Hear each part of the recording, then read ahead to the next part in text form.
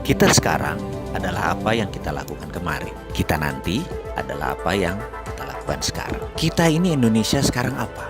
Faktanya kita terpecah dua karena politik. Kita sekarang apa? Defisit neraca perdagangan kita terburuk tekornya sepanjang sejarah. Kita sekarang apa? Krakatau Steel bangkrut di tengah pembangunan terbesar yang Indonesia pernah lakukan. Kita sekarang apa? Pembukuan Garuda dibilang untung karena melakukan smart accounting atau financial engineering ya. Nggak tahu lah saya, pokoknya gitu deh. Bayangkan, duopoli Garuda Group dan Lion Air Group menguasai airline Indonesia. Kok malah membuat Garuda nggak untung? Kenapa? Harga naik dikit saja, kementerian yang sudah 6 bulan berusaha menurunkan nggak bisa apa-apa tuh. Kementerian kerjanya apa ya? Kembali lagi, kita sekarang apa? Pertamina turun untungnya. Kita sekarang apa? PLN juga harus melakukan pembukuan kreatif agar terlihat bagus. Bahkan ada isu subsidi itu dibilang pendapatan. Oleh karena itu PLN jadi terlihat bagus rekeningnya. Ya wes lah, sakarepmu wahai para pengelola profesional BUMN tersebut. Toh rakyat juga nggak ngerti. Kita lanjut. Mengapa kita bicara yang negatif semua di awal-awal video ini? Ini mungkin karena filosofi kejawaan saya yang dari dulu selalu diingatkan. Berbuat baik itu wayahe ngono. Memang seharusnya, dan jangan harap pujian atau jangan harap dilihat. Tapi kalau keburukan ya wayahe dikamplengi. Dikamplengi itu diperingatkan dengan keras. Bagaimana cara ngamplengi? Ya kita tirulah bapak bangsa kita yang sering menggunakan filosofi Jawa dulu, Pak Harto, Pak Karno. Karena setelah ngamplengi, mereka biasanya nyangoni. Setelah memperingatkan dengan keras, orang tersebut diberi oleh-oleh. Jadi kalau dikamplengi dengan hal negatif, itu nggak ada niatan buruk. Karena solusinya pasti kita berikan. Begitu juga dalam narasi ini. Jadi ke depan Indonesia bagaimana? Kalau kita tidak mengubah cara berpikir kita, maka akan ketebak apa yang akan terjadi ke depan. Alias, jadi kalau kita masih begini juga, ya persis kayak beberapa tahun yang lalu, ya ke depan kita akan begitu. Rupiah akan melemah, jadi 15.000 di tahun 2020, mungkin jadi 16.500 di tahun 2021. Defisit terus menjadi membesar, ekspor turun, impor menambah besar, uang diketatkan karena harus melakukan quantitative tightening, strategi keuangan negaranya pakai tight money policy. Ini membuat ekonomi malah tidak produktif, walau inflasinya rendah, pengangguran menjadi naik, tidak terserap, baik mereka yang swasta, tidak ada pendanaan untuk mendanai bisnis-bisnis mereka. Bagaimana tenaga kerja bisa diangkat? Bursa saham mungkin akan di level sini-sini saja karena tidak menarik pergerakan.